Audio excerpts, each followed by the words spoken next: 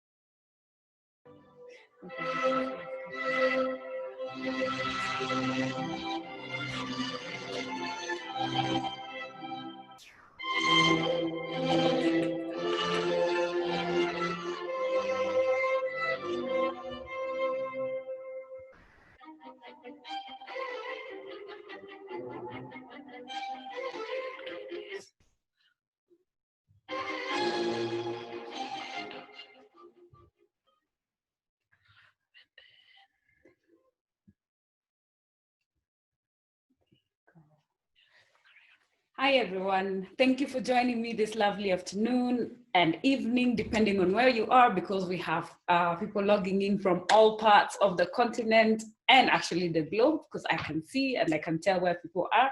Thank you very much, and for also taking the time and heeding to our call to join us today, this evening, for this virtual dinner. I hope your dinner is ready or is being prepared so that we can be able to share this moment and also learn a bit more about what AndySpeaks is about and the cause that we're championing. And as we dine, if you would like to tweet or any social media platform, the hashtag is Dine for Special Needs Meds. I would like to invite Evelyn to formally start for us the program by welcoming and all of you. Evelyn.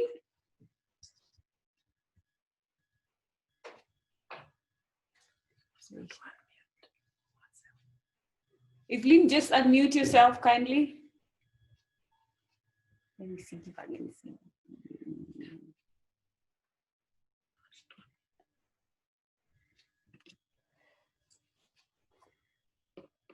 Sylvia, who is the founder of AndySpeaks, maybe about a year ago. It was, I think, on the Autism Day.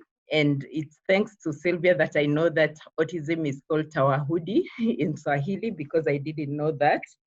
So on behalf of myself, the founder, as well as board members, I can see Mr. Braganza is connected. It's actually his birthday today. So it was a good time to choose to have this dinner. Happy birthday. But we are quite happy that you've been able to join us. I always say that to be the parent of a special needs child is really to have God's most precious possessions in your care. And many of the special needs parents that I know, they are very determined. They have limitless hope, boundless love. But as we go along life, we realize that this is not.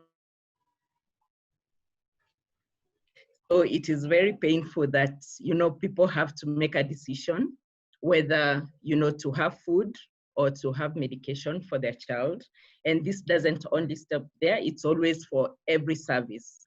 Whether you're thinking about speech therapy. I remember when I was growing up, my father said it was more expensive to raise a girl than a boy because we had more needs. But I also know that it is quite expensive to raise a special needs child because you always have to do 3 or 4 times as much as, I would say, a non-special needs child. So this is why we have this dinner today, particularly as we know COVID has impacted everybody. Everybody is struggling in one way or the other, and it is even harder for special needs children. So we really, really welcome the fact that you're here. And also we know that there are lots of people who've supported us in spirit who have not connected. So mine is just to welcome you on behalf of the board and hope that we are going to have, a good virtual dinner. I remember when I was in Kenya, still tamarking, as they used to call it, looking for a job. We used to go sit at Jivanji Gardens and people used to call it air burgers. So today we are having some sort of virtual burgers, but I hope that you really, really will enjoy the program, but at the same time that you will learn and, maybe network around the issue of special needs. Thank you very much. Awesome. Thank you very much, Evelyn, and all of you feel most welcome. Jason, will you take over the program? We are making you work on your birthday, so. Hi, good evening, good afternoon, good morning, depending where you are in the world. I just want to echo both Evelyn's and Sylvia's warm thanks and gratitude to all of you. It's very auspicious day. Not my birthday, of course. I mean dinner. It is the first time we're having this dinner as part of the wider fundraising efforts of AndySpeaks for special needs persons, and this being one of the flagship programs that the foundation is championing, trying to make accessible medication and treatment for those who suffer with convulsions. As my fellow board member has mentioned, during this particular time, it is a struggle for many families. So we are so humbled and touched that all of you who have joined us today, whether it's on Zoom, I know there's a YouTube channel somewhere, there's another Facebook link somewhere. I'm pretty sure there's an Instagram one as well. I think these days you can't get away without doing anything on Instagram. So I'm sure there's one floating around somewhere. So thank you all so much for gracing this occasion. We do have a fantastic lineup this evening. We have a range of speakers who are going to tell us so many different things.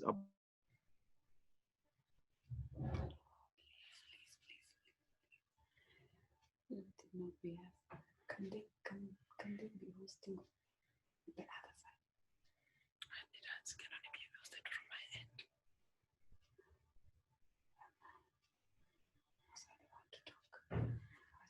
He's probably talking. On the speaking, Jackie was supposed to. Hope and encourage you all. The chat box is open, I can see. So please, if there are comments, ideas, that and experiences that you want to share, please put them in the chat box so that we can share it with everybody and we can all learn from each other and just embrace this wonderful occasion. So without further ado, for those of you who have dinner ready, I'm still using time differences because I've just come back to Nairobi from a place where it's 3 hours behind. So I'm in tea time. So I have a cup of tea. So without much further ado, I think I will invite Jackie just to take us through a quick word of prayer for those who are about to embark on their supper. And we wish you bon appetit. And do enjoy the rest of the evening. So Jackie, over to you, please. Okay, so good evening, everyone. Good afternoon, good morning, depending on where you are globally. First and foremost, congratulations, Sylvia and the board of AndySpeaks for putting on this event. I've known Sylvia because we walk the same journey.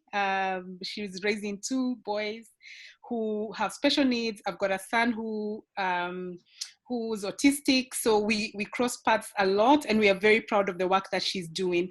And this evening's fundraiser is actually much needed. The funds that are going to be raised will go into families and help. So congratulations, successful. So my task is to pray, so let me just go ahead and do that. So Lord, this evening we are just so grateful that together and that we can actually commit first and foremost this event into your hands in gratitude for the work that Sylvia and her board are doing. We know the needs that are in the communities that she's serving. So we want to thank you for her. We also want to thank you for every single meal, tea, whether it's dessert or dinner, a snack, everything that shall be taken by those who are participating wherever they are. We thank you for this. We thank you for providing it. And we ask that this event would yield much good. In Jesus' name we pray. Amen. Amen. Thank you so much, Jackie. And I the beauty of virtual dining or virtual meetings is that we don't have to do all the protocols about emergencies and things like that. So if anything happens, just log off and run. There's no, and remember to turn off your camera if you need to use any facilities. That's the beauty of virtual dining and virtual work. I don't have to spend time on that.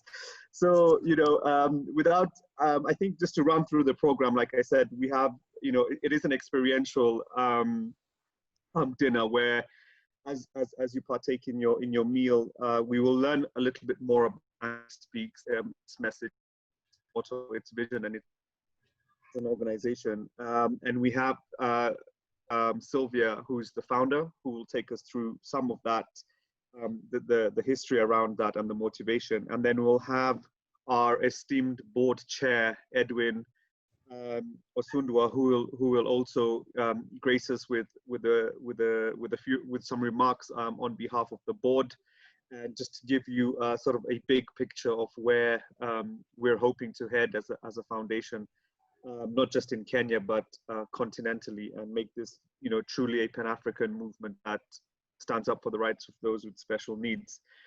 And then from there, we'll have a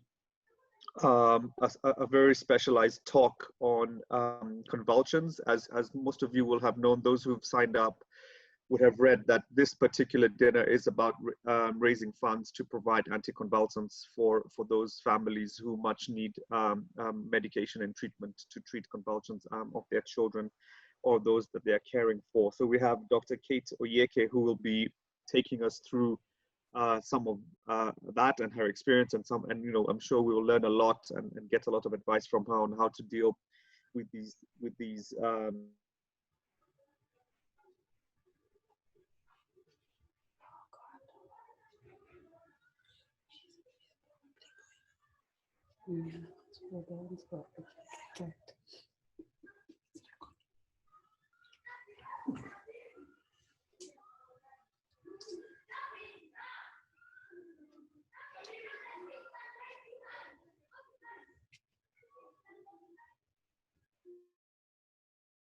I invite our founder and CEO of AndySpeaks for special needs persons, Sylvia Moraa, to give us your remarks on the history on AndySpeaks for special needs persons. Sylvia, over to you. Thank you, Jason. Thank you very much. Thank you once again for everyone who's joined us. If you see like we are in slow motion, just remember we are in Africa and it's raining here, so our internet gets affected. So if you see we've disappeared or something happened, don't panic. Yeah, it's just the internet. We're going to be logged back on. And for AndySpeaks, AndySpeaks is very close to my heart for most of you who know me, because I can see from the audience, almost everyone is a friend of mine or a relative or a board member. And why I started AndySpeaks is I've walked this journey. I'm a mother of 3. 2 of my boys are on the autism spectrum, and it has not been easy. And the sad bit also is on top of having autism, you find that most children have a comorbid condition, and for the boys they get convulsions. So that is epilepsy or convulsions or so you find there is a lot that happens. How I ended up here was more of, I call it my purpose in life, and God's calling, that I'm living my purpose. And I'm very grateful for the fact that I got these special children, so that they would be the guiding star for me to know why and what I am doing in this world. There is our careers, there is everything else, there's motherhood, and then there is why God wants you to be there, what change he wants you to impact in this country, in this continent, in the globe, in other people's lives.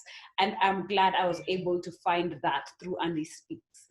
Why AndySpeaks? Andy is the second born, who's the one who was the inspiration behind this.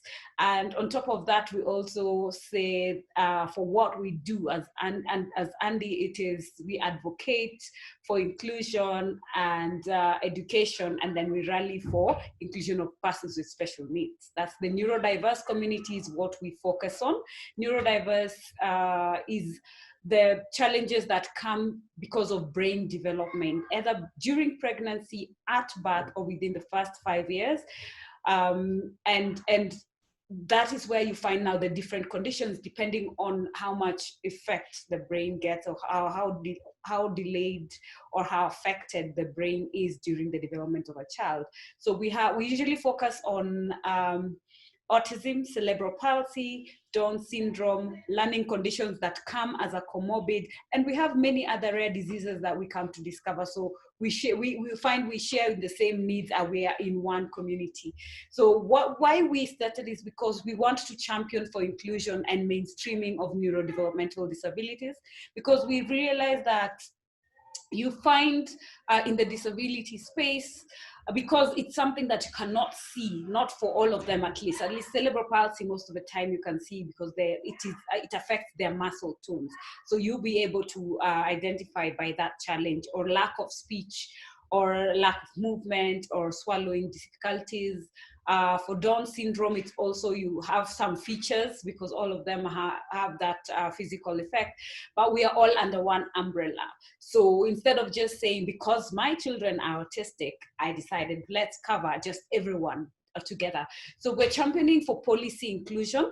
That's where we fight for the rights, ensure when decisions are being made, we are part and parcel. And also for the caregivers, you find that as caregivers, since our children are mostly nonverbal, they're not able to go out and say, oh, we are lacking this, we're lacking this. So it is our duty as the caregivers and the parents to speak on their behalf. So that's where the speaks comes from. Because of the experience when Andrew was growing up, the stigma that was surrounding his environment. Right. Our hashtag for tonight's event is Dine for Special Needs Meds, and you can use that on Twitter. So our Twitter handle is AndySpeaks4, and it's the number 4. On Instagram, like I said, we definitely have an Instagram one. It's AndySpeaks, and on Facebook we are at So please. Feel free to use any of those and the hashtag. And I can see Sylvia's back, so I'll hand over to you, Sylvia. Thank you for saving the ship. So we are fighting here with the internet. And of all days, it had to be today. We do this every Saturday when we are hosting the Neuro Digest show, and we've never had this issue, you know, but such is life. So we'll go with it, we'll play by the minute as it comes, and challenges. That means we're doing something great tonight. So where was I? Yes, so that's where the speaks come from. Because Andrew was not able to speak for himself. When he's in pain, when he's suffering, it's for you as a mother to actually inspect him. If it's an injury, there are times you'd find he'd had an injury that has festered and it's almost getting worse, and he cannot communicate that. So those are the challenges that when you look at, that is globally, for all the neurodivergent, they go through that. So we want to be their voice in all the small challenge and big challenges that are there. And when you look at the policies that we have in the Constitution, you find also the Constitution is there, but then government and parastatals and many people have a hard time trying to understand. So we want to be able to stand in the gap and air the needs and champion for our inclusion of our children and the parents also.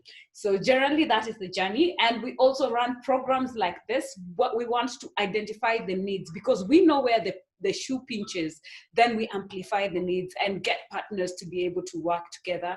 We hold trainings, we raise awareness through, we have the Neuro Digest program.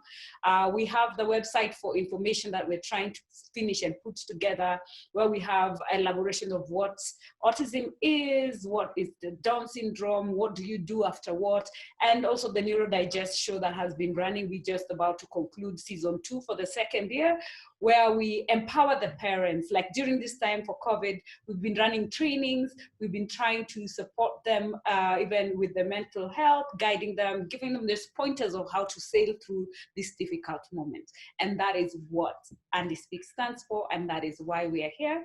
And thank you once again. Over to you, Jason. Okay, great. I'll just for those who may have missed it because of the connection, just quickly run through. So the motivation has been the boys, Andrew and Bradley. The foundation is, and I'm paraphrasing here. So the foundation is named after Andy, our second born, and our main things are around the campaign, around awareness, but also there's a few shows that have been run by the program, including the one called oh no, I've forgotten it, but it's the one online, and but I'll type it in when it comes back to me, which is about creating awareness and getting the more experiential lessons from those who are at the front line, the carers, the parents, and it runs every weekend on a Saturday afternoon. So we will put the details up in the chat box for those who would like to join in. It's free. So one other thing I did forget to mention before we move on with the program is this virtual dinner is being recorded. So just in keeping with everyone's personal space and data and so on and so on, I just want to assure those that have joined that your information and this recording is going to be kept in keeping with the laws of the land. So please be assured that we take that very, very seriously at AndySpeaks, because we believe in respect and integrity of all of those who have joined us. So I just thought I should mention that for everybody. And so without any further ado, it is now my humble pleasure and honor to introduce our inaugural board chair, who has also been an inspiration to us as board members in how AndySpeaks works and thinks through different things about its motto, its vision, its mission. He is a renowned person, an individual in this space, and is someone who's very much sought after. And so we are very lucky and fortunate as AndySpeaks for special needs persons to have Mr. Osundwa as our inaugural board chair, and we derive a lot of inspiration from him in how he goes about his business and guiding us as a board in what we need to do to get AndySpeaks to the dizzy heights that we have that we aspire to. So Mr. Edwin Osundwa, or as we say here in Kenya, for those who are not familiar with Kenya, we say chairman, welcome. And over to you. Thank you so much, Jason. Thank you so much so far for a good job. It's very exciting to actually go around challenges in life. And one way that demonstrates how human beings have that capability is actually in today's event, because ordinarily we would have really thought that because we can't meet physically, this event would not have happened. But human beings have innovative ways of going around challenges. And that's why most people are optimistic that COVID will not stand in the way of what humanity would like to achieve. I would like to just say a few remarks about, broadly speaking, disability, and then how that ties to AndySpeaks. There are many initiatives around the world that are being designed to reach those who are farthest to reach, those who are most left behind, and actually those that we say have had pasts that are characterized by marginalization. Disability is just one of those groups of people. Some people talk about refugees, other people talk about children. In some instances, youth are also mentioned, women are also mentioned. But quite important to note is that disability is still not being given the attention it deserves. At the United Nations, there is a convention which was put together and many countries have signed. It's called the United Nations Convention on the Rights of Persons with Disabilities. The Sustainable Development Goals have recognized that disability actually is a category or group of people that require additional support. Local country policies and legislative frameworks do recognize that. For example, in Kenya, the constitution is very articulate. I know in South Africa, the constitution is also very clear about the aspects and issues around disability. But most importantly, everybody now recognizes that disability is a rights issue.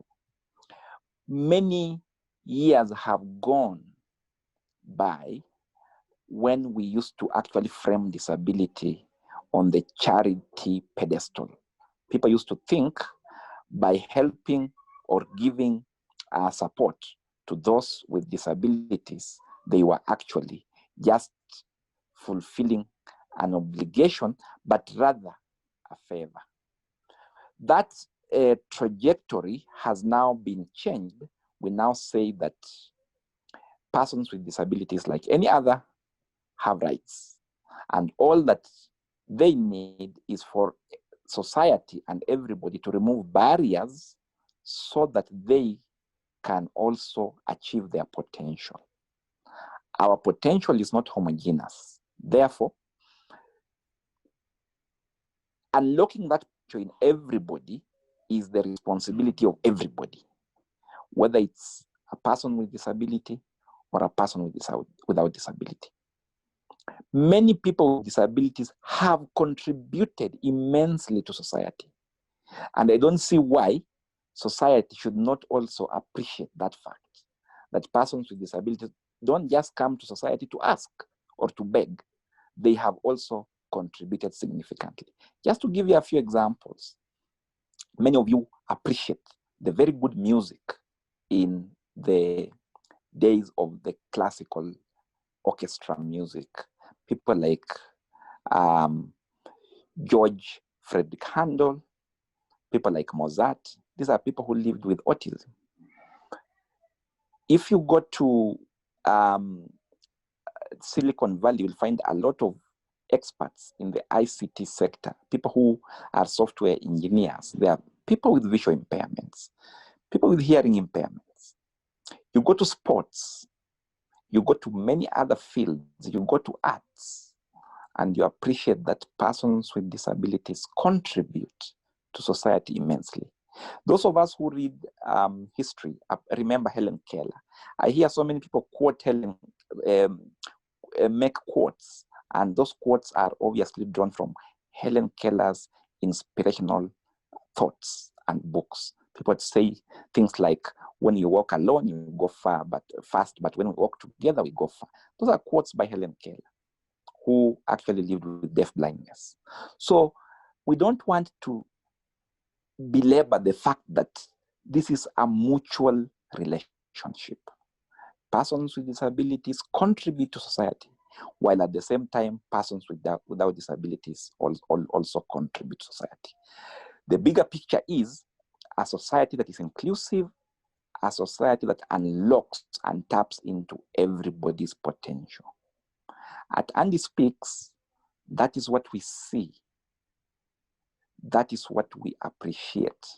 And at AndySpeaks, we want to say that this notion of people who are left behind, these barriers that contribute to people with neurodiverse disabilities being left behind, whether it's cultural, social, economic, political, legislative, attitudinal barriers, must be dealt with, must be brought down, and we must say then that as a society, we are collectively unlocking the potential of everybody so that in their own way, they become contributors. Thank you so much. Back to the MC, and most welcome to all. Great, thank you so much, Bwana Chairman, for those inspirational words.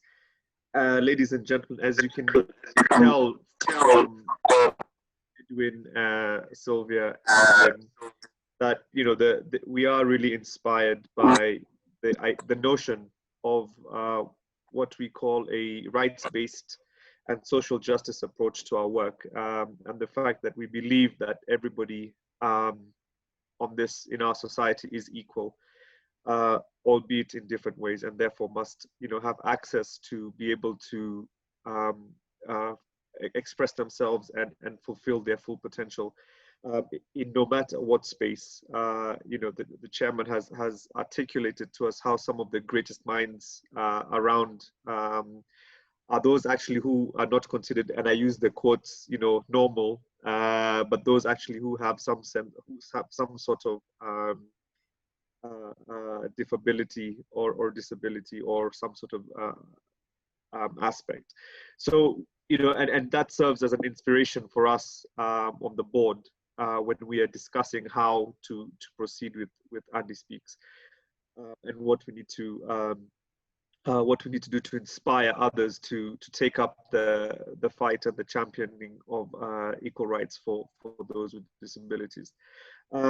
With regard to the program, I think for those of you who may have access to it, we have a short break now that we've had a few of the remarks from the founder, from the board chair, and board members. So we'll take about a 5 or 10 minute break if that's okay with everyone. And those, I'm sure, I'm looking at the clock, it's 7:45 in East Africa. So I'm sure the bells are ringing to say that dinner is probably ready. So maybe we'll give you 5 or 10 minutes just to grab it, and we'll resume. There'll be some music and some images, I'm sure, floating around in the background. And then Dr. Oyeke, I can see you're primed and ready to go. So if you're good in the next 10 minutes, would that be okay with you, please?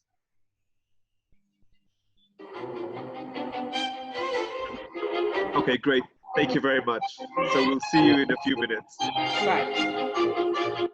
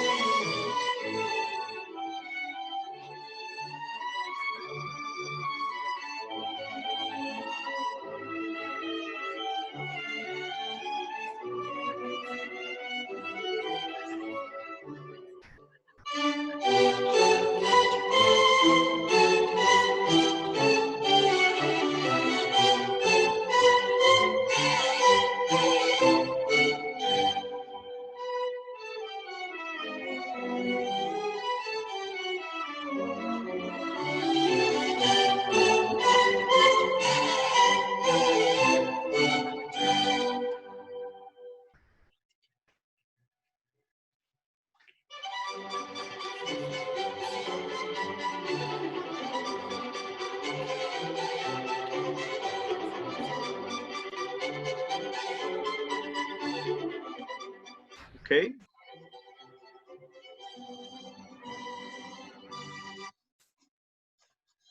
Okay, great. Welcome back. I hope you managed to grab your dinner.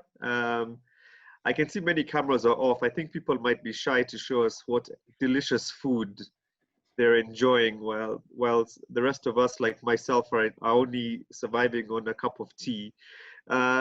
So welcome back. I hope you managed to grab your food or a drink, a beverage as we get onto the second part of the program. And I've been reliably informed that there's a surprise towards the end of tonight's event. So I'm hoping that's enough of an incentive to keep us all glued to our screens until the very end.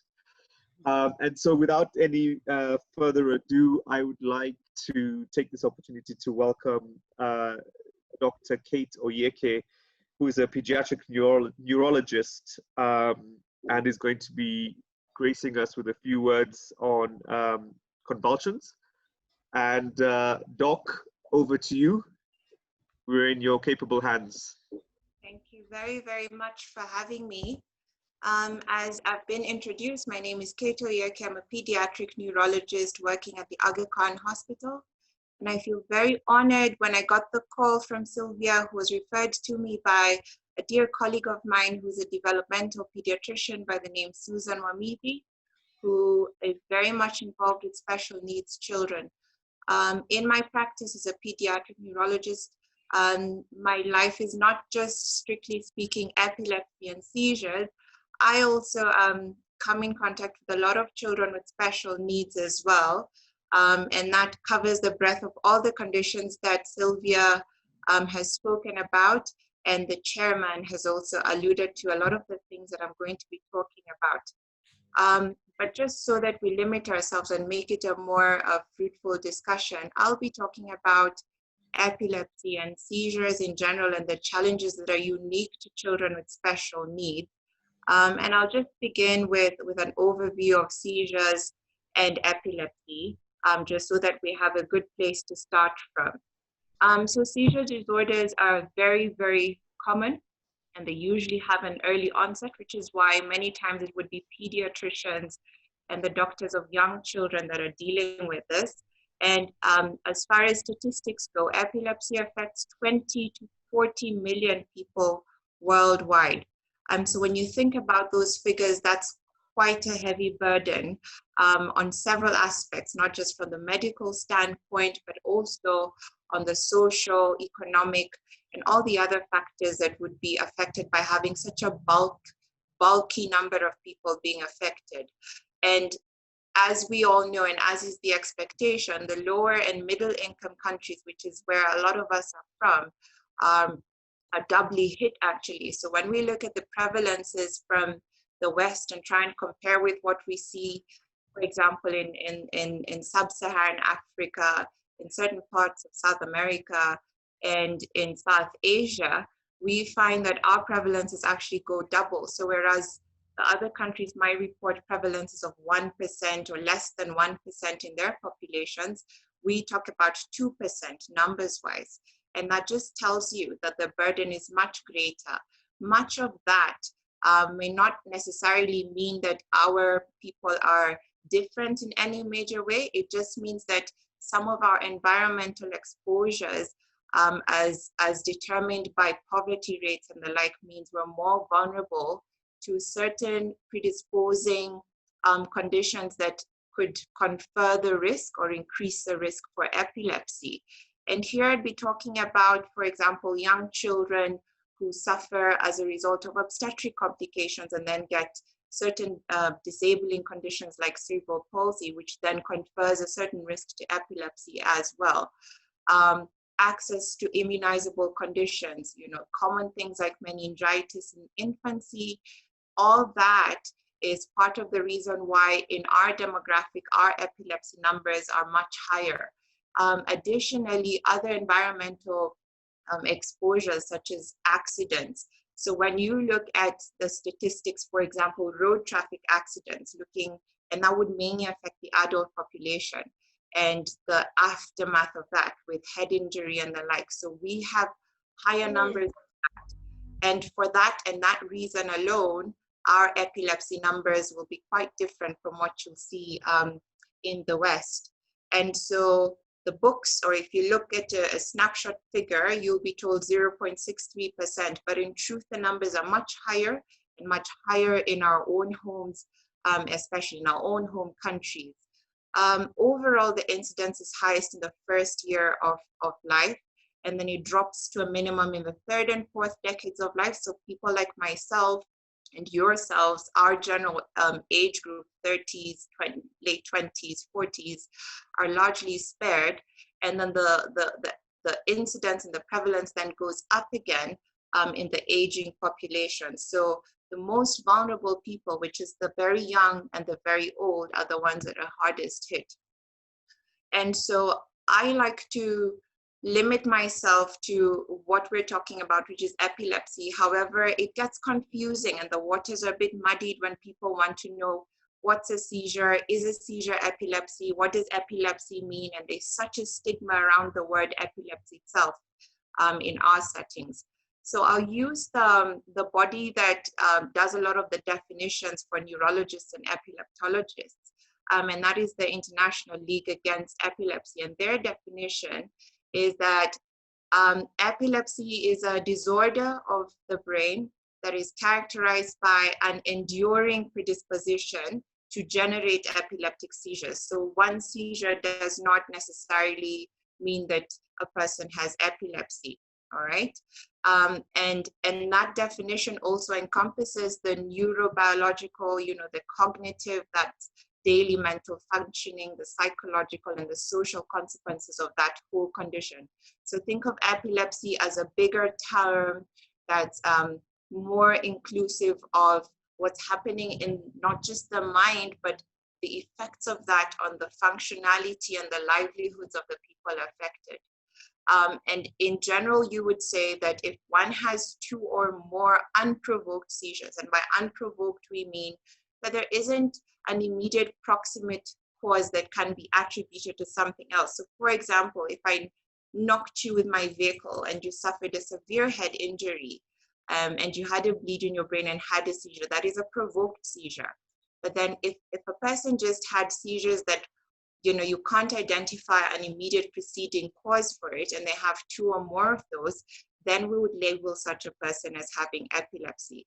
And so a seizure then would just be a transient occurrence of signs and symptoms that occur in that moment due to abnormal or excessive synchronous neuronal firing. And basically that's just lots of fancy science words for when you think of it, your brain as a machine, this box that's a machine, and that's got a lot of wires and electricity running through it. And if for whatever reason, for a brief moment, there is some signs and symptoms manifested by movements or staring or not moving at all, and that is as a result of excessive or abnormal firing of these electrical signals that I'm talking about in the brain, that would constitute a seizure. So then that tells you that a seizure is that one individual event, and they could be many, but then the epilepsy is what then becomes a definition after you've established a pattern, for example, of having more than one of those events without any immediate provocation. And so a seizure basically is a symptom. It's not a diagnosis in and of itself. It doesn't constitute a diagnosis, all right? Now, many times we get confused, especially in children with disabilities. As we know, and I'm sure many of you know, children on the autism spectrum, for example, may have some abnormal movements. They may have some mannerisms, some self-stimulatory behavior.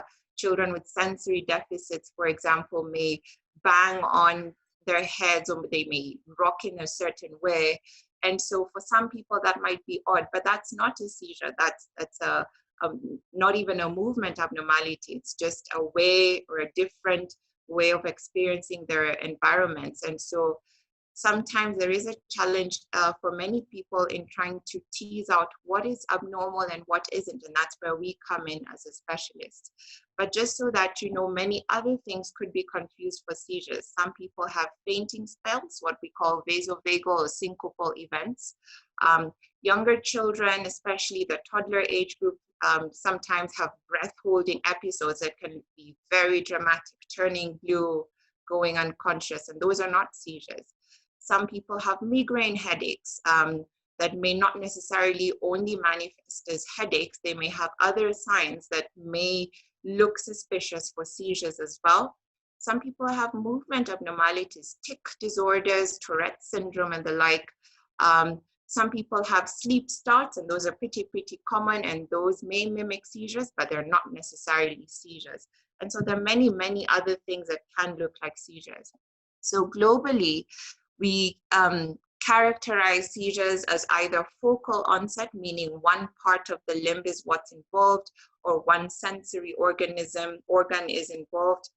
And then the opposite, or the flip side of that, would be generalized seizures, where all the units within the brain, or at least both sides of the brain, are firing or producing movements or lack of movement or some manifestation.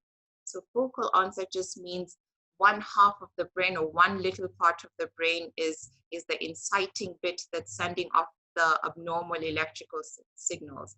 And in some cases, we just don't know. And so we have focal onset, generalized onset, and unknown, because many times you're not there right at the beginning to know how the seizure started. Because sometimes you could have a seizure that starts in one limb and then spreads to cover the rest of the body, in which case that would be a focal onset seizure that then generalized is the old term for it to the rest of the body. I don't want to go into the details of that. It can get a bit too technical. But then I felt as though it was important to just briefly mention what the common causes of seizures are. And so usually from a neurologist point of view, we limit ourselves to basically 6 categories as far as where we look for etiology or causes of seizures.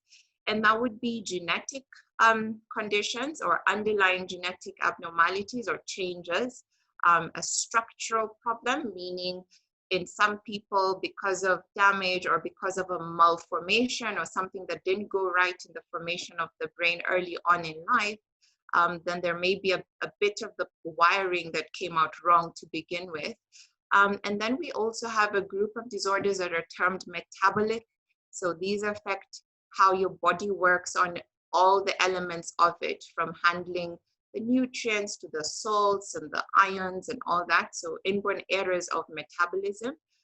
Some people have seizures because of immune conditions. So think of some people may have lupus that also affects their brain. So that's just one example. And then infections, especially in our setting, is a fairly common cause of seizures. And in some cases, again, we just don't know. But we're living in a time when we're learning more and more, and the field of genetics and advances are being made. And I'm sure we're going to know about a bit more as time goes by. So I'd just like us to limit ourselves to as far as the causes go, the genetic, the structural causes, and the infectious causes, because those are the ones that in our part of the world carry the greatest burden and is where we still need a lot of work. And then when you think about seizures, you can't talk about seizures without also talking about comorbidities. And again, Chairman had mentioned a few of those. So disabilities is such a broad term, and it just goes to show that the limitation to the functionality of the individual carries through to so many other aspects of their well-being. It's painful sometimes to be misunderstood, both on a physical level and also emotionally, psychologically. So these children often also have behavioral issues, sleep disturbances. And when I say behavioral issues, I mean some people even have oppositional defiance disorders, difficulties with their peers and with authority, And then they also have sleep abnormalities. There's also a heavy burden with the psychiatric arm. And we find that a lot of our children with epilepsy are also disproportionately burdened with anxiety disorders and depression and the like. And so it's not just the one. We also have a lot of feeding challenges. And when you think about broadly the child with disabilities, their experience of the world is quite different from the rest of us. And so there's sensory issues as well. So something as easy as switching on the lights for you and walking into a room, we take it for granted. Whereas for a child who may have disability, it's such a daunting task. They have, you know, issues with the sensitivities, different wavelengths, frequencies, sounds and noises and all that. So their experience of the world is very, very different from the rest of us. And coupled with that, some cases or some forms of epilepsy actually have trigger points that are also environmental. So we have certain epilepsy syndromes that are triggered by, for example, flashing lights, all right? And so these are not people who would be comfortable carrying on. I mean, they'd have to be very cautious about how their world is, their built environment looks like, all right? And then again, we can't talk about epilepsy without talking about the medications. And the medicines can be quite contentious. We have many people who have several misgivings, and it's quite understandable. But from a neurologist standpoint, these medicines are necessary, and which is why this worthy cause has been put forth by Sylvia and her team. And I guess part of my role then would be to clear a lot of the confusion or the myths, and then to say the truth about what is problematic and what people have concerns about, and maybe to validate some of everyone's points about where people's concerns are with medicines. And I'll start with what most people worry about. It's a side effect. Some people think that if I start my child on epilepsy treatment, they become dependent. In a sense, you are dependent if you need the treatment, but not dependent in a way that you couldn't live without it. It's more that you need it in order to do better. And so seizure medicines, by definition, work to sort of normalize or in some ways dampen that abnormal neuronal firing that I was talking about, that electricity that's a bit wonky in the brain. And so as a side effect, it will also affect how you behave and how you sleep and whether or not you're drowsier than you want to be. And so I think part of it is on us as clinicians to manage expectations and explain to our clients and our patients exactly what these drugs are about. And they're not without their side effects, and not just on the brain, but also on organs like the liver and the kidneys. Especially with epilepsy medicines, are quite notorious for being quite toxic on the liver and the bone marrow. But again, with the right guidance and with monitoring of side effects, and we're in a time when we can actually check medication levels in the bloodstream. And so I like to say that it is within the limits of safety that we offer these treatments, and we always have to do a risk-benefit assessment. And before I prescribe a medication, I must be sure that the benefit outweighs the risk. And what risk am I talking about? Every prolonged seizure, as Sylvia has said to us, and nowadays the definition of a long seizure has been changing. 20 years ago, they'd say a long seizure was a seizure 15 minutes long. Now we're talking about 3 to 5 minutes. And studies have shown that definitely a seizure that goes on longer than 5 minutes is unlikely to stop 30 minutes later without any intervention. And so with that duration of time spent with a brain that's firing abnormally, then carries also the risk of further subsequent brain compromise or damage in some way. And so for that reason, emergency management with anti-seizure medicines is also important, and not just the maintenance long-term treatment. And so it's great that these issues are being highlighted, and that the needs of certain children who are in need are being brought forth by this organization. The other thing, again, that usually we need to emphasize is that more than 70% of children with epilepsy will actually go into remission. And what do I mean by remission for epilepsy?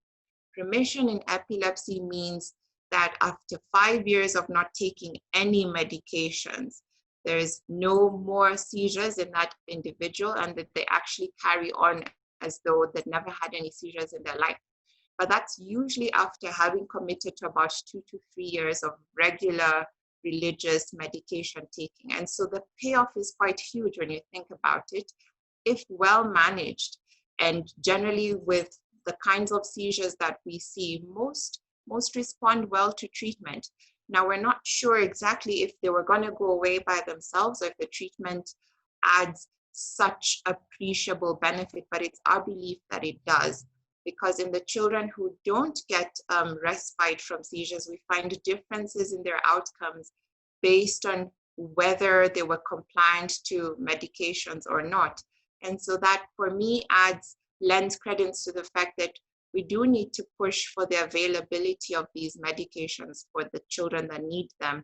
And it's in such a sad space that we have to live in a time when some people must make a decision as to whether they'll buy food or buy medicine for their children. It's quite a sad state. And so I'm happy that a number of stakeholders have been involved. It's my hope that we can push more from the pharmaceutical, from the government legislation and controls arms of it, to try and see if such medicines can be made more subsidized, for example.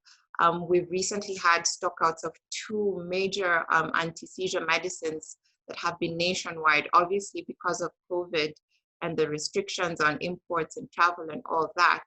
But that alone just shows that perhaps more needs to happen. Do we need to push for local production of some of these medications? So it's a much broader thing than just me talking about what seizures look like and what treatments are needed. It cuts across several levels. And I'm glad that at your level, you're able to engage with all these stakeholders and decision makers.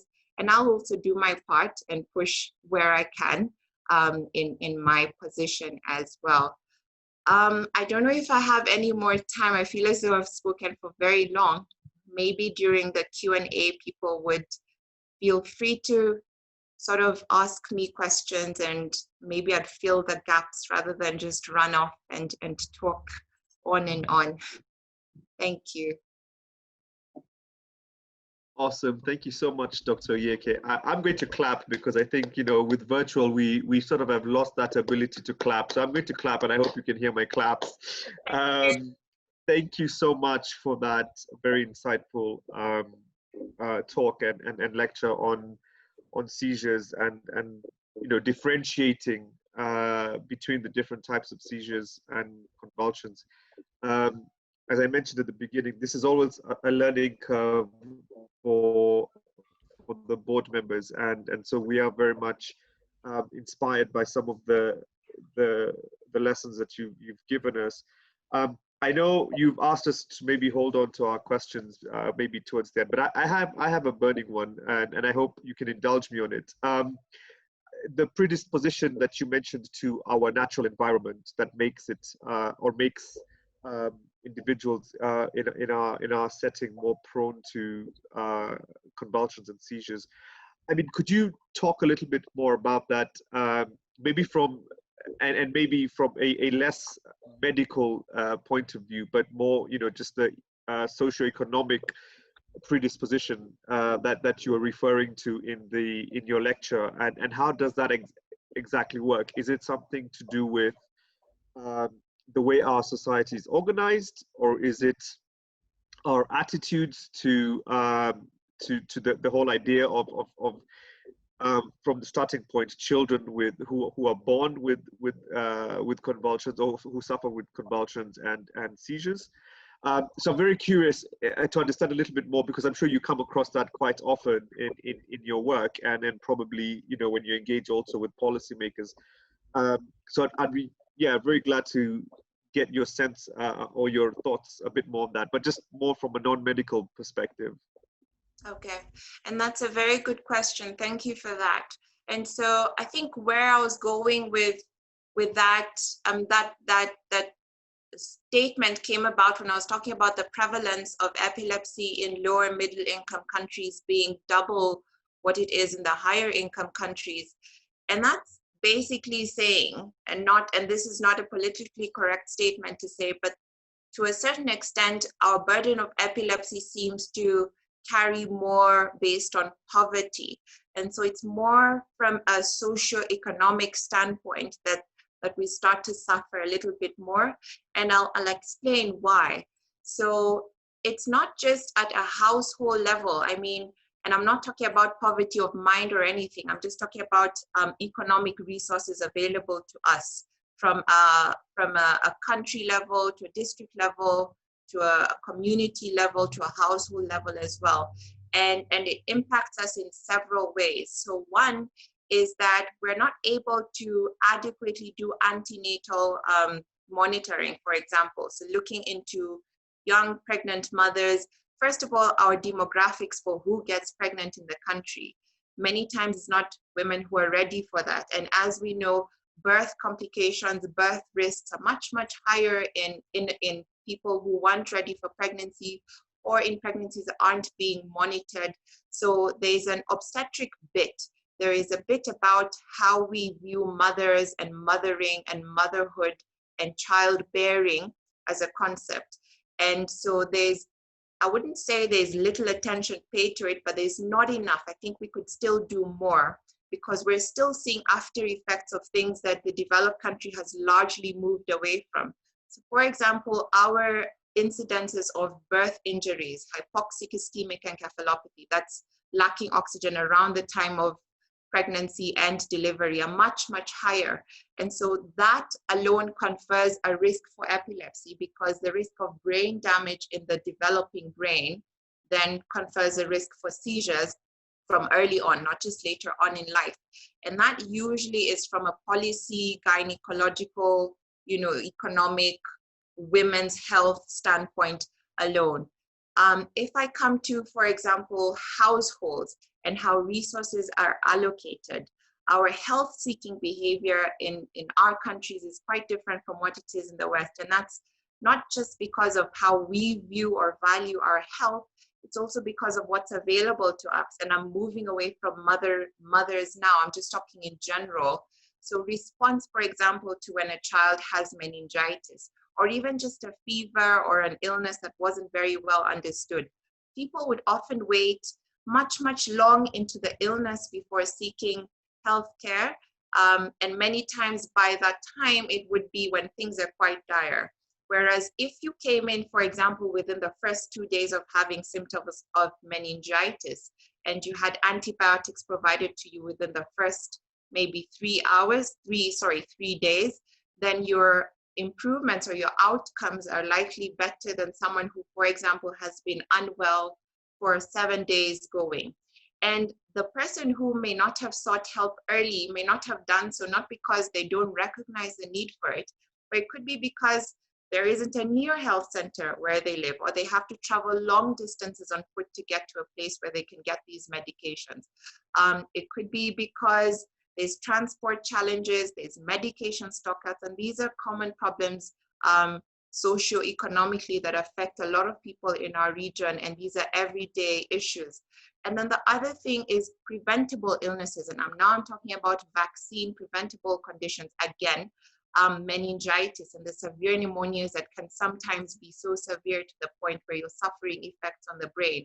And these are largely preventable conditions, yet we know, I think it's been 2 years now, there's certain vaccines that have been missing, not globally, but in our country, countrywide, especially in the areas that are served by social services where people don't necessarily have the funding to get private healthcare, which is expensive, where we know that vaccines should be, it's almost like a right, it's not something that a child must pay for. So it's things like those that then have the ripple effects much, much later manifesting with these conditions. And so where we can intervene is where things are preventable. And again, it's those aspects that poverty sets us back in, where we have room to go in and intervene, that sort of put us on the back foot as far as comparing our statistics to the West. As far as genetics goes, we can't really change who we are, what genes we come with. So those would be the same worldwide, but the things that are preventable, infections, birth complications, hypoxic ischemic encephalopathy, injuries and accidents, those are the ones that increase our numbers in an inordinate manner relative to what it is in the West as far as epilepsy prevalence. Thanks. Awesome, great. Thank you so much, Dr. Yeke. We've got a couple of questions in the chat box. I'll start with Alexander. He had his hand up, so maybe I'll ask him to state his question. And then we've got a second one from Deborah, who asks, who says her son has been on medication for more than 10 years, meaning it's epilepsy now. And she asks, is there any hope of him coming off the meds? So that's a question from Deborah to Dr. Oyeke. And then Alexander, would you like to state your question or direct it to Dr. Oyeke?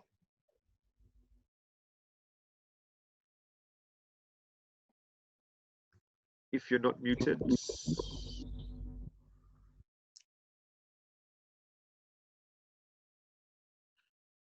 Okay, maybe Dr. Yeke, you could address Deborah's question, and then as we wait for Alexander.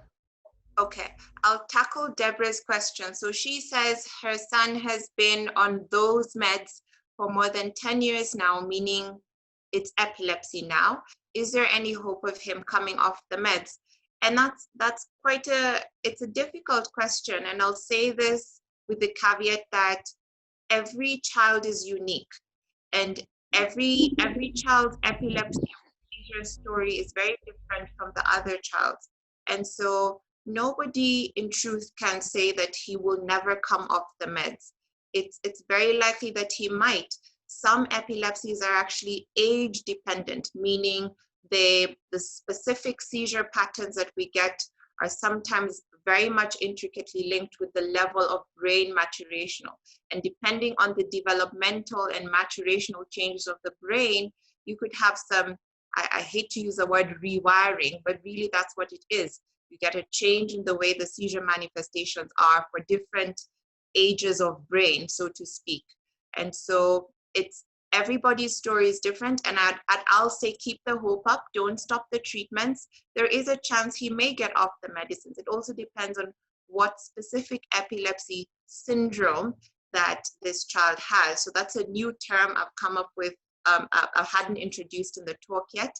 So an epilepsy syndrome is when we find a very unique and specific pattern of seizure types or different seizure manifestations that works hand in hand with a specific electric signature, is what we like to call it. So what we see on our EEG, and accompanying developmental aspects that are unique to certain types of conditions. And so that also, may affect what kind of recoveries and prognosis that we have for the different types of epilepsies. But I would say there is always hope that he will come off the meds. So keep the faith, keep at it, keep informed, and thank you for reaching out. Awesome. Thank you so much, Dr. Oyeke. I think what we'll do now is, I'm sure there'll be several comments and questions coming through the chat box in the next few moments, but in the interest of time and just keeping up with the program, I will now hand over to Sylvia, who, according to my lovely program here, has a screen sharing moment. So it's like I said, it's like a virtual gallery that will take us all through some of the journey of AndySpeaks, and I'm sure some of the things that we've been doing as well. So I'll hand over to Sylvia to take us through this. Thank you.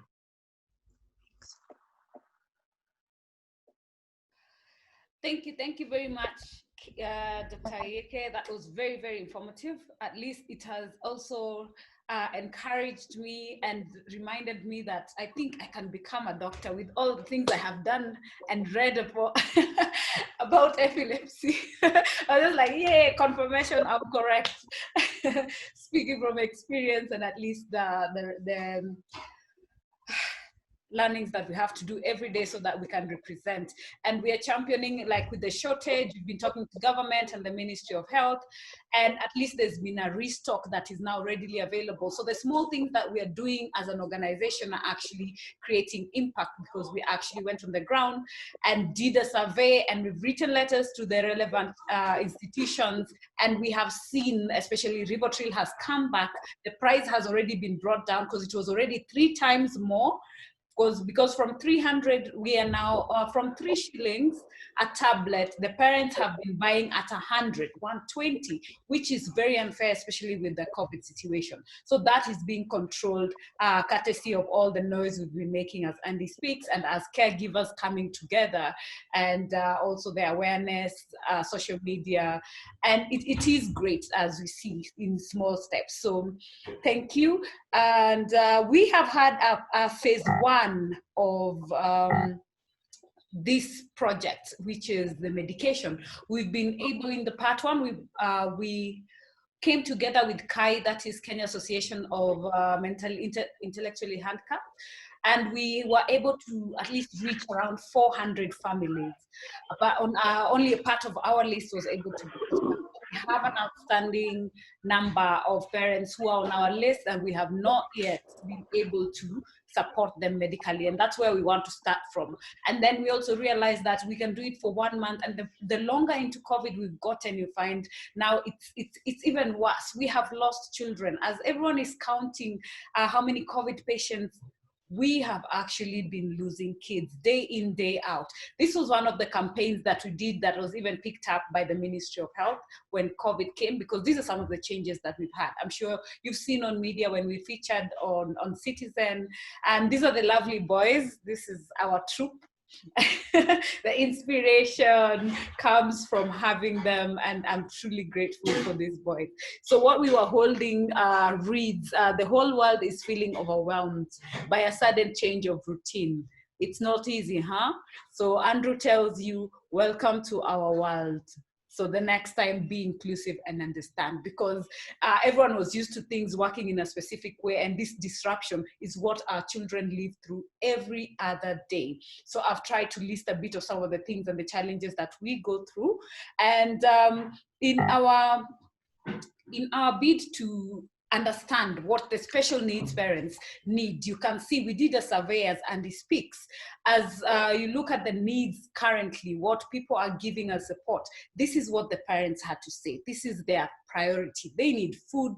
Next thing is medication and supplements. Like Doc said, you find like children with cerebral palsy, the medicine actually eats out in their calcium levels. Processing of calcium is needed. So you find that they need calcium as a supplement. Then you see we have children who are 15, even adults, still needing diapers. And the diapers are far more expensive, and they need constant care. And even now, still when it's cold during that time, you find it's worse. You can imagine a 13-year-old being put in a nappy. So that's one of the other needs that is on the ground. Then learning support, and then now sanitizers and masks become like they're the last in the needs assessment when you come to a special needs family. So when we're looking as AndySpeaks, we would like to be coming to your actual point of need and bring equity right to what it is exactly you need as a family. So I will play this video. It will show you the places we've been able to go, the families we've been able to touch, and through your help and support, we hope that we will be able to do more than what we have managed to do. So just bear with us as we go through it. It's more, you will feel like you're part of it, and that's what we want you to have an idea of what's on the ground.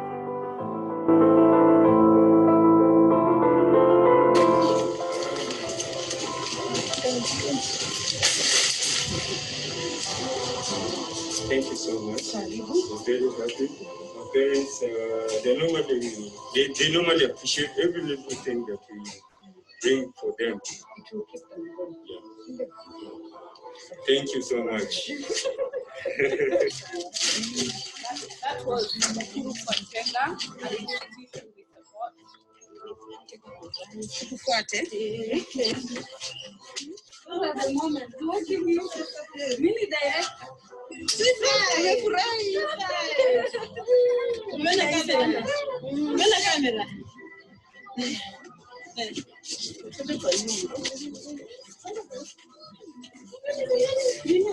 It's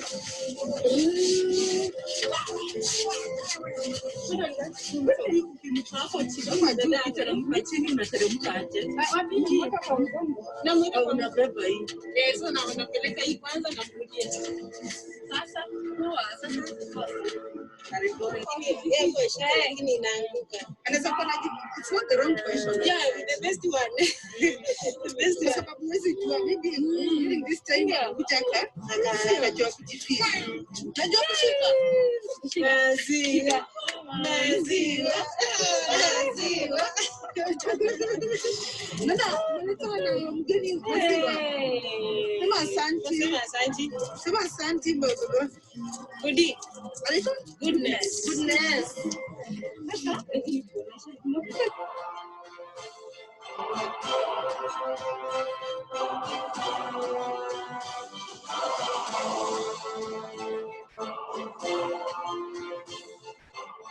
Acha saizi kwa fadhali. Zilikigunja kabisa. Hii kidole nilikuwa naguza hapa. Nikiuza. Na hii ilikuwa first ni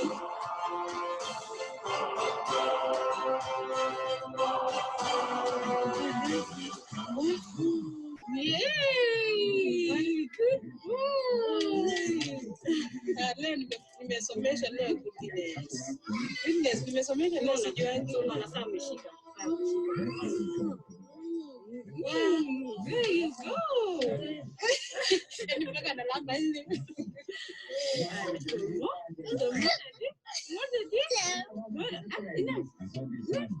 What's some more? Don't you take some more? Yes. There you go.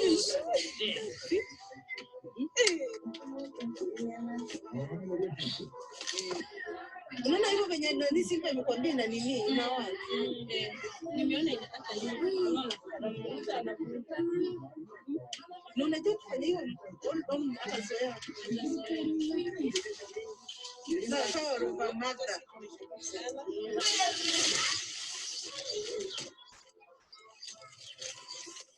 Mama.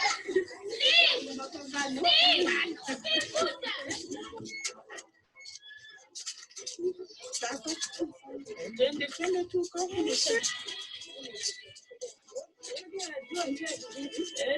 najua vula kubwa. How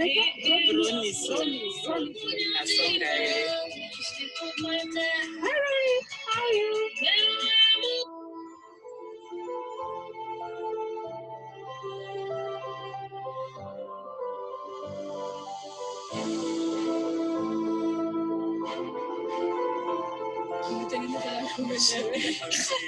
But the lady has been using that for the past 8 years, so you know we were able to give her the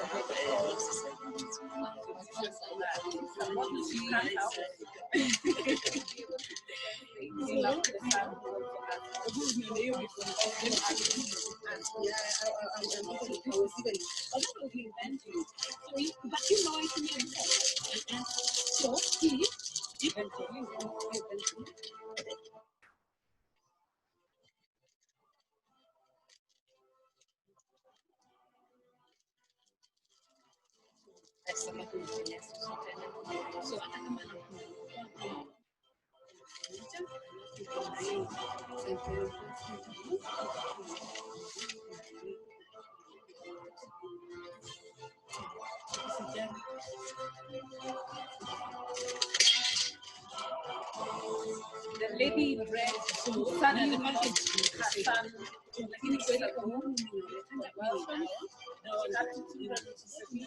so she's remaining with the young lady now. The eldest passed on 2 Saturdays ago because he got a conversion and it was too late by the time they got to the hospital.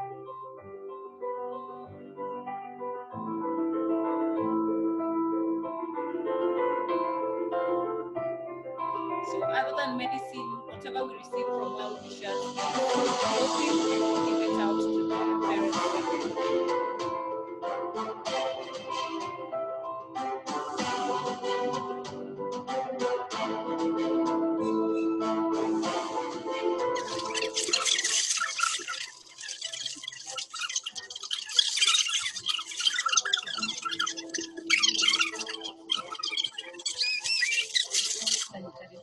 Sisi tunajua shida.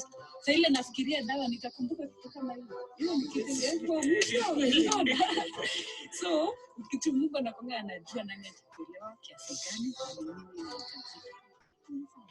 Tusikudeni ni kushukuru sana kwa yote tunaweza kusimama na mimi. Yaani Mungu kwa mbariki hata sijui naweza sema nini. Lakini nimeshukuru sana kwa mtoto wangu. Akibarikiwe kabisa. Hata mimi nimeshukuru. So rent ulimaliza singe tukile kitu. Hadi nikililia hiyo area. You have had the rent for months that you've been thrown out of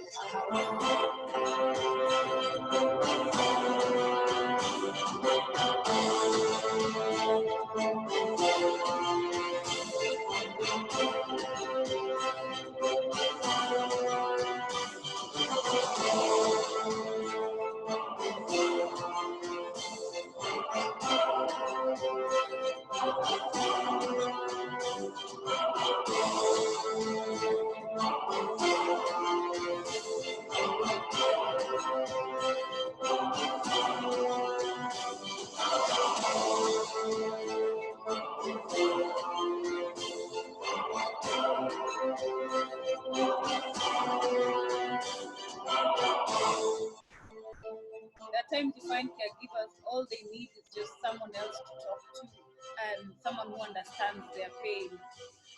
And it's one of the mental health issues that we're dealing with because we've had instances of caregivers taking their lives out of the burden of having to deal.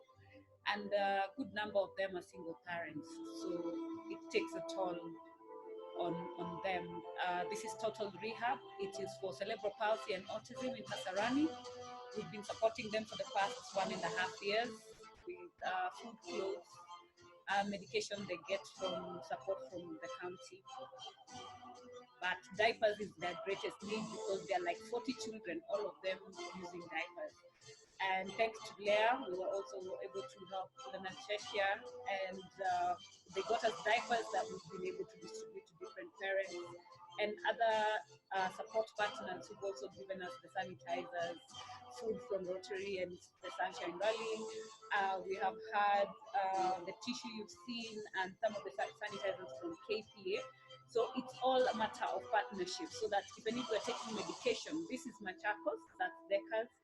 So we were working with Decas. They brought together all the persons from Machakos and we were able to get their prescriptions and give them the medicine and food also.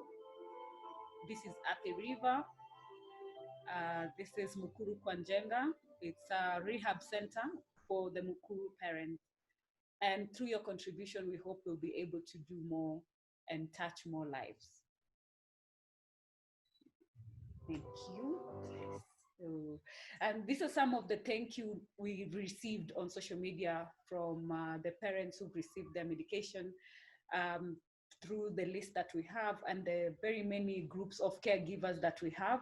That's how we've been able to bring them together. And you can, as you can see, for the first time in 9 years, I've been able to receive medicine for my girl. Thank you so much, and God bless you. All these thank yous are just to you, our partners, and those who come through for us.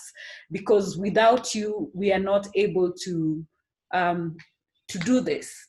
It's not something I can do on my own. Maybe I'm able to identify and link them, but it is through your kind support to this initiative that we're able to create this great impact.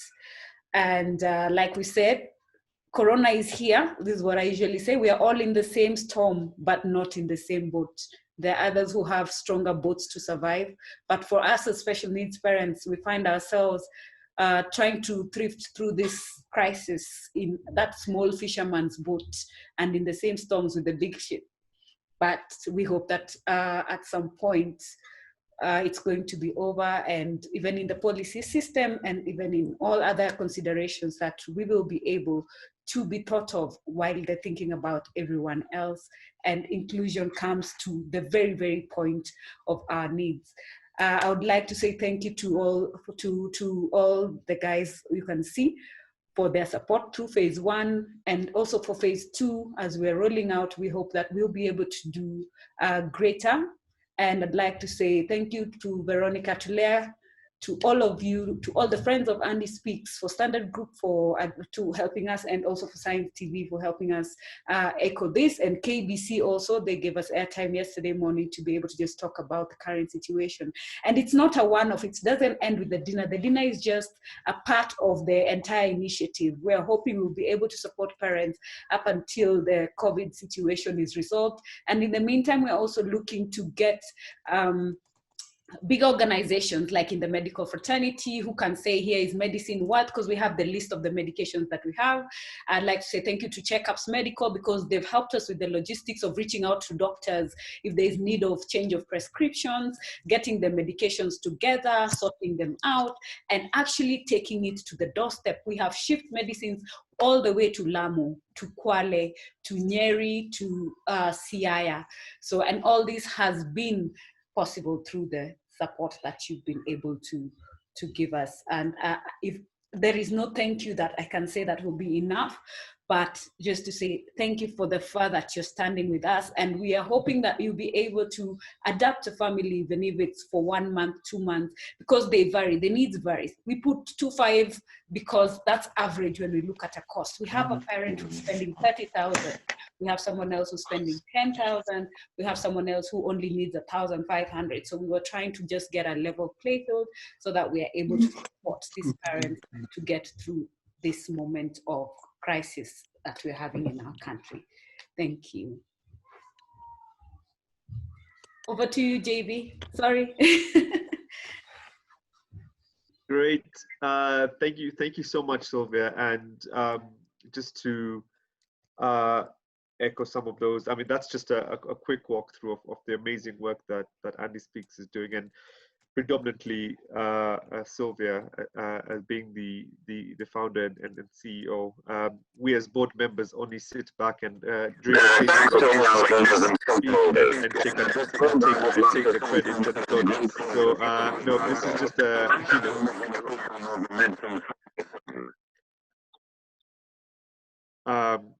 so it's just a quick, to also just cement that idea that what AndySpeaks for is more about dignity and having everybody in our society live in a dignified way as well.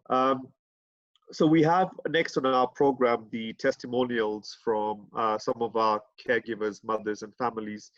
I have on my list here, we have Debbie, Millicent, and Debbie, Millicent, Jacinta, and Kamunyu. Kamunyu, I'm assuming, is Matthew, who has typed in there. So before I hand over to them in that order, I just want to take a moment to appreciate one of our fellow board members, Luke Moleka, who has also joined us, and just to recognize that he's here.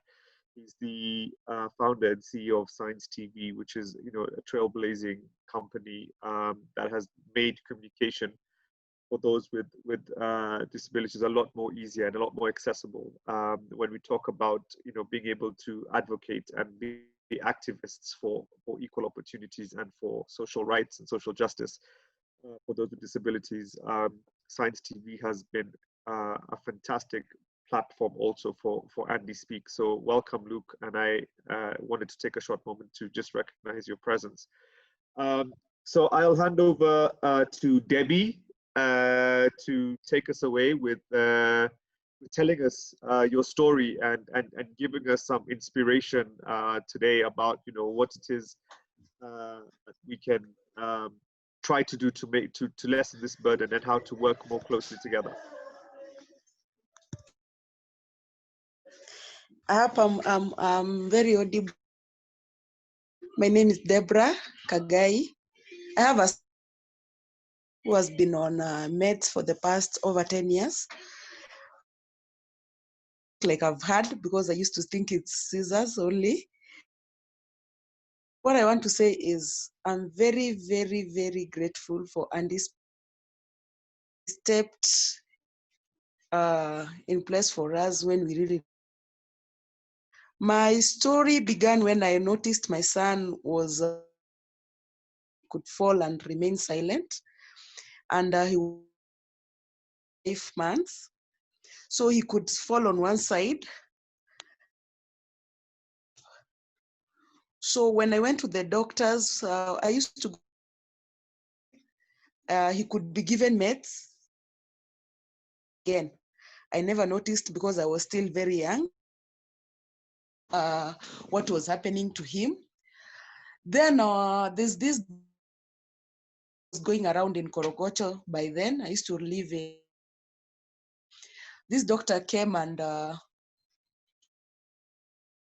he was doing, they were friends. So they took me to Kijabe, test on him, and they found out that he had a, the sister's been there for the longest part of his life. And there has never been a certain him. So as much as he was on, he increased, the meds were to be increased, stop the seizures. So it has been really difficult for us as a family and for him when it comes to meds, because now he's on 2 types of med, Tegrotrol 200 mg, Epilim 500 mg. There were those days we used to buy them at a very, get them at a very, maybe for the Tegrotrol it was very cheap, and even for the Epilim, point whereby we couldn't now get them all. Right now it has really escalated in price. You find out that will sell to you at maybe 80 shillings. He has to do 1 in the morning, 1 in the evening. And then he has to do it every day. And then he has to do for the Tegro morning, 2 in the evening. So what I want to ask those people who have been in charge of raising funds for us, AndySpeaks, to be able to get to us. And we really appreciate, because raising these kids easy for such parents like us. Especially when you lose your jobs, some of us, we are not, difficult for you to get that medication for the children. It will really money for the meds, you need money for other things, maybe for schooling and the rest. Very difficult for those ones who have other children. Like you'll have to find out that you have other children to take care of, and you have the who needs the medication. So thank you very much for Speaks and for the directors, and even for the our. Thank you. Thank you so much, Deborah, for sharing that story and your experience. The work that you do is that you're doing with your son is also, it serves as an inspiration. It's what actually keeps us motivated to want to continue doing the work that we're doing. So thank you so much, and we remain committed and support and the support to making sure that we continue to be that pillar of strength and hope for you and the young ones. I'd like to invite now Millicent to please share with us your story and your words of inspiration and wisdom that we can also learn from you, and also inspire the board and AndySpeaks to continue doing the work that it's doing. So Millicent. Good evening, everyone. My name is Millicent Akumo Soga. I'm a nutritionist, and I met Sylvia through Facebook.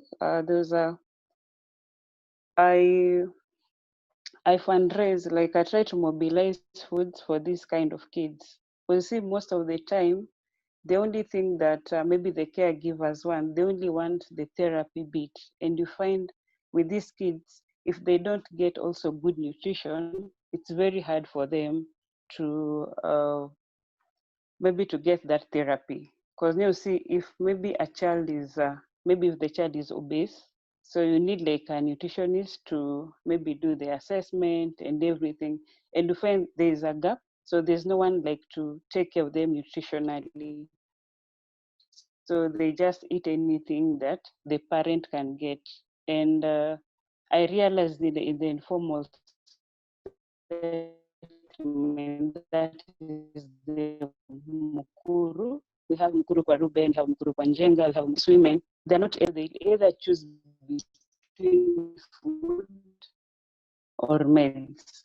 And that is why AndySpeaks came. So at least they can buy food for their kids. And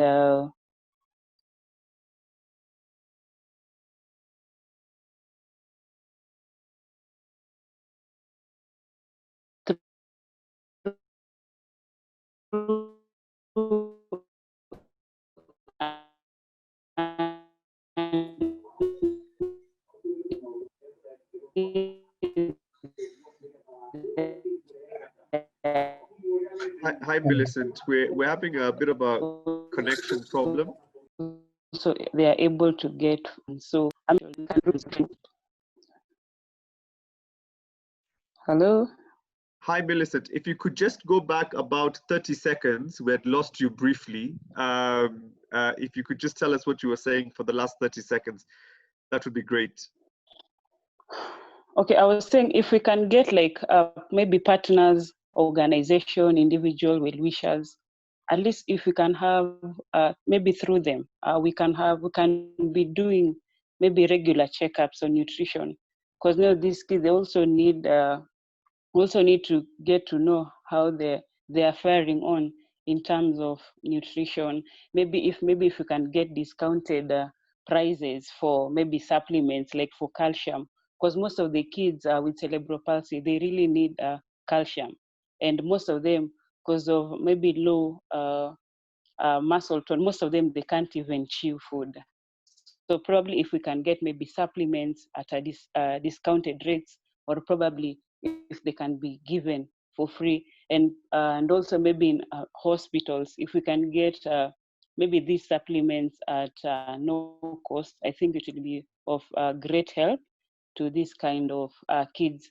Also, maybe what I also wanted to maybe to reinforce, probably if we can get maybe the donation, it is also maybe good to maybe ask what kind of food, because you see sometimes maybe you can bring something like noodles, but now you see this child needs like a balanced diet. So at least if you can get like carbohydrates, they also need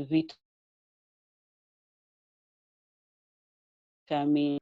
We have the mini. Also, if somebody wants to donate food, maybe through Sylvia, they'll be able to know which kind of food they are bringing to these kids, so that we also reduce. We don't maybe cause more harm to this kid in terms of the nutritional aspect. So maybe through Sylvia, I would say thank you so much, because we have a center in South B. It serves Mukuru. They have 80 kids. So we've been able to get medication, sanitizers, food, and we are very happy, because at least those mothers, they're able to get something even during this COVID time when things are very hard. They're not getting even the small casual jobs that they used to go. So at least they can get something through AndySpeaks. So thank you so much, and be blessed and have a lovely night. Thank you. Great.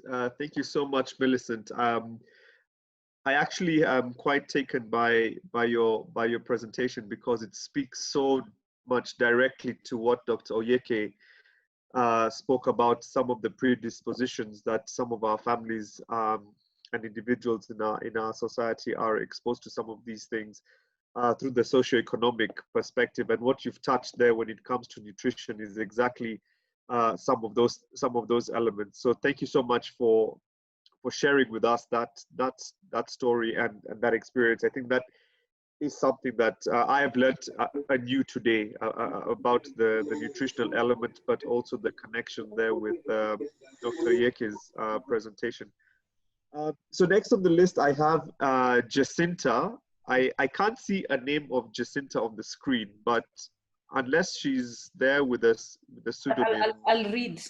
I'll read her message. Sadly, Jacinta, as we're discussing neurodevelopmental disabilities, Jacinta suffered from neurodegenerational.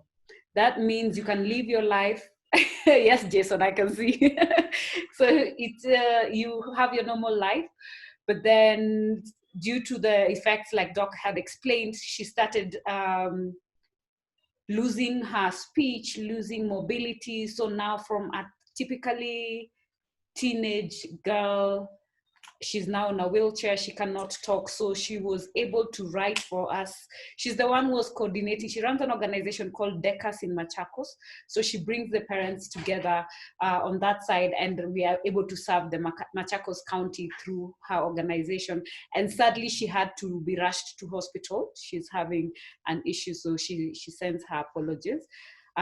So she wrote, "It is so heartening when we receive a gift from generous donors and well-wishers that allows us to say yes for one more child with a disability or a deserving person with a disability who needs our organization, Decas.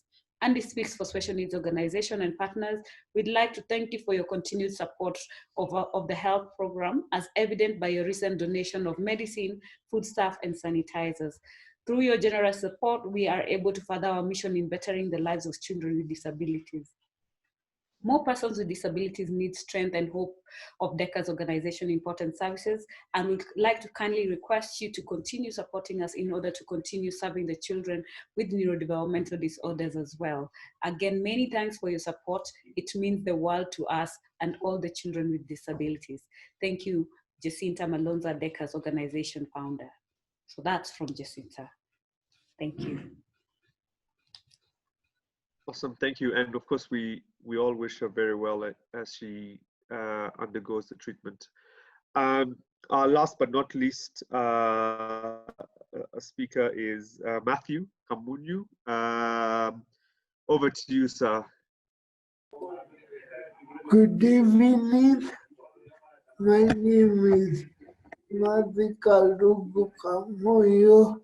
I met Sylvia at the workshop with University in November last year.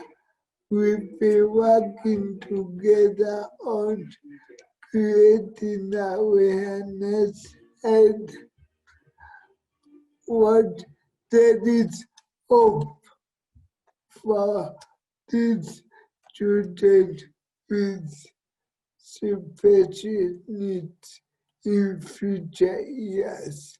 Thank you. Thank you, Kamonyo. Kamonyo is one of the few persons living with cerebral palsy who inspires us a lot as caregivers, that if we keep at it, our children will also get somewhere. Kamonyo, please tell us your achievements. You've broken glass ceilings for someone with someone with disabilities. We always say disability is not inability. So kindly, just in a nutshell, in like the next 2 minutes, just tell us a snippet of your life story, please. I've cleared school and to a bachelor's degree, got employed and working at this time, and I've even furthered my study to a master. Thank you. Awesome. Thank you so much. Thank you so much, Matthew. That's amazing. And I'm sure you're an inspiration also to those at the Communications Authority. I hope they listen to you very loud and clearly when you're advising them how people should communicate with fellow citizens with dignity and with in the right way.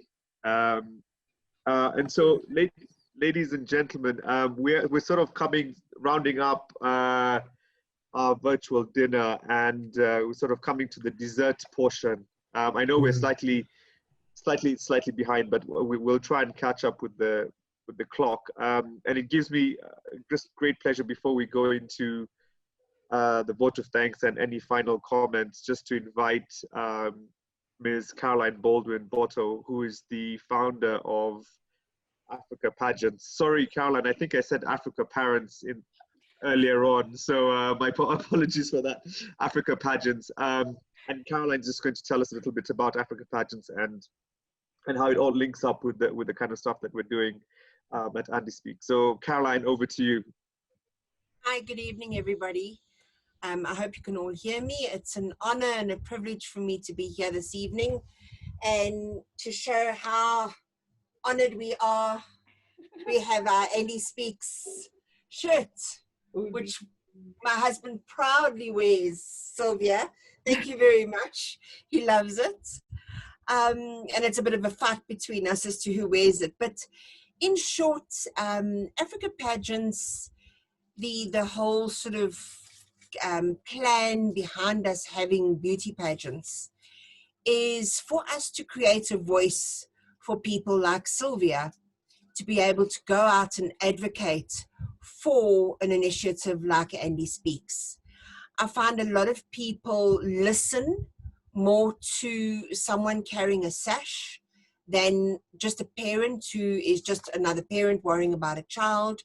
Whereas when you have someone like Sylvia out there advocating for autism and for the needs of these children, I believe people start taking this a lot seriously. And for that reason, I think, Sylvia, I think in the last 18 months, you've probably seen a huge growth in where you've come with AndySpeaks. And just, I see so much that Sylvia is doing with AndySpeaks and with all the events that she's holding for the special needs and the exposure that she's giving to the special needs platform. I think it's absolutely incredible. And to be part of that and to be able to be behind you, Sylvia, and to give you and create that platform for you to go out there and speak for those who are not necessarily heard, for all the moms there that we've heard tonight, who don't have the ability to be able to get out into the public, whereas a beauty queen or a title holder, as I call them, not so much as beauty queens, has the ability to put a sash on, dress up, gear up, do her makeup, and be noticed, whether it's in the media, on TV, and the platform that we create helps you to get across what you are trying to achieve with the different initiatives. So from Africa Pageants, I just want to say I'm absolutely blown away with what you've all had to say this evening. Dr. Kate, it's incredible what you brought to the table this evening. I had no idea that so much is actually involved. And I know I follow Sylvia's journey, and I know we've got a lot of autism around the world, not just in a specific country. And I believe that, Sylvia, perhaps we should look at the Africa Foundation, the African Queen Foundation, coming on board and trying to assist you with AndySpeaks and with your initiatives, with your autism. At the moment, we're busy giving finances to the DRC, where we help ladies and men suffering with the endemic goiter, where we do operations to do these life-saving operations. And we've done 15 operations so far in the last 4 years. And maybe we need to start channeling some of the monies, Sylvia, towards AndySpeaks and the initiatives that you're doing in Kenya. So let's see what we can do with the foundation, and let's just help you get this off the ground even more and help these moms that are battling with the medication and with not being able to get it. Because like you said before, if a mom has to decide whether to feed her child or medicate her child, obviously food comes first. And it's vitally important that they do need their medication as well as their feeds or their meals. So let's see what we can do, Sylvia. I'm right behind you, my angel. And thank you to everybody. And thank you to you, Sylvia, for holding the flag of Africa Pageants high and for just being that spokesperson, not only for Andy and for your other son, but for all the children out there that need to be heard. To Jason and to everybody else, thank you for having me this evening. I know you've had a long evening, so I'm going to keep it short and sweet, just from Africa Pageants. Thank you so much for including me, and I really wish you all a great evening further. Thank you. Great. Thank you so much, Caroline, for those very kind words. And I'm sure that they will be very quickly emailed in your inbox tomorrow morning about the Africa Foundation. Ladies and gentlemen, we are coming to the last bit. And as I said when we resumed, there was a small surprise that was planned for everybody, whether they're on Zoom, Facebook, YouTube, Instagram, Twitter. I think the stars of the show and the reason that AndySpeaks was founded, I think that they might be around. I think they were doing their makeup all this time and preparing their speeches and and whatever act that they're going to give us. So Sylvia, do you mind presenting or unveiling our superstars? Our superstars for the evening. As they make their way, I would like to really say thank you very much. Expect a lot of noise because that's how we live it. That's how special our space is. Yes, you want to come say hi? Okay, sit. Yes, son. Yes, son. Yes, son. Hi, Bradley. Hi, Bradley. Hi. Sit down. Hi, Andrew. Andrew, you're looking there. Say hi to everyone. Say hi. Say thank you. Thank you. Thank you very much for supporting us. Yes. Very much. Andrew, come. That's Andrew for you. He's done his speech and he's gone. Daniel is the eldest. Come, Daniel, come say hi. He's my support system when we are running around, and my wingman. And yeah, he does a lot. Yes, Papa. And we get a lot of love. He's the one who spreads too much love in the house. To cover, just say thank you to everyone for their support. Thank you for coming. Sit down. Thank you for coming and thank you for your support today. It's been nice seeing you here. I've also been watching. Thank you for the support and thank you for coming. Thank you. So from us, the family, the AndySpeaks Foundation and the board, and everyone who joined us today, we'd really like to say thank you very much for the support. Yeah, that's me. That's cool. Oh. So, Mom is here. Yes. So thank you very much for your support, and let's keep the fire burning. Let's keep going on. And I can see there was some questions and comments. Jason, I'll hand it back. That's your friend. Yes. Hi. Bye. Okay. Bye. Great. Thank you so much. And as you can all see, these are the divas. As Andrew is, he makes his flash appearances and he's done. Thank you, Bradley, Daniel, and Andrew. Ladies and gentlemen, we've come to the end of our virtual dinner. As we said at the beginning, this was the first virtual dinner that we were organizing as part of a fundraising drive to try and get medicines and specifically anticonvulsants to parents and families during this COVID time. So we really do hope that we continue to carry on with this initiative. This is the first dinner. There will be others, probably on an annual basis as the board tries to figure out how we take this forward. But it's been really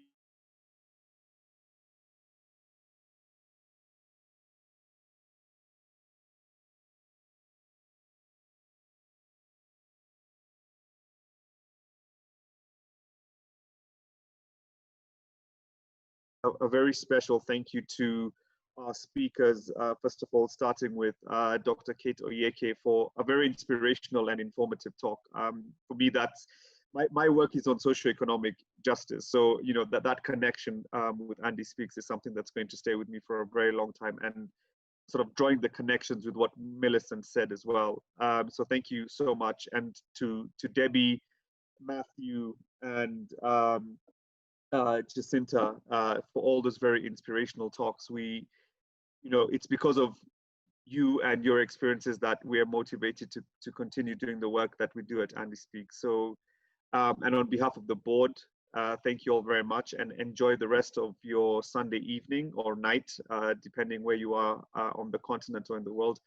And thank you for your support. So we'll definitely be in touch. The session was recorded, so I'm sure at some point after we've done a bit of editing and making people look like a bit more celebrity-like, we'll share it with you.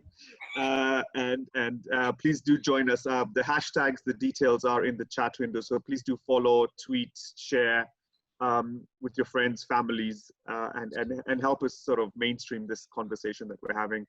Thank you all very much, and wish you a good night. Stay well and stay safe. Goodbye. Goodbye. Thank you, everyone, and we appreciate your time. And if you would like to link us up, feel free to anyone who can be of support. And we thank you for all the representatives from Nigeria, the US, Canada, South Africa. Yeah, so thank you. Thank you. Yes. Mom, let's play. Okay, all right.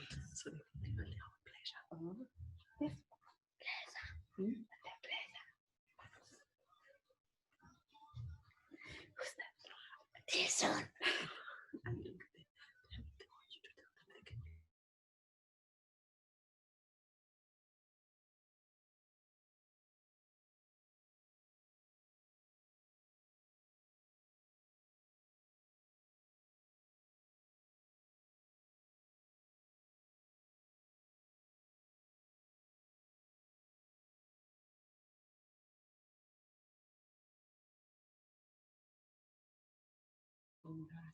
Bye.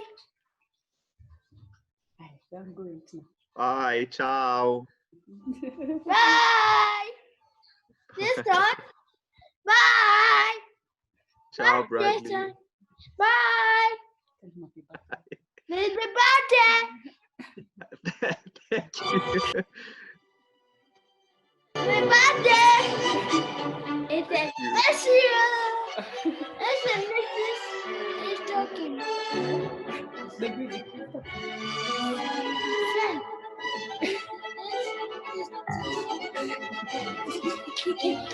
Sorry, it's blessing.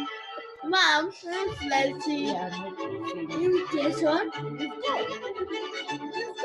Bye.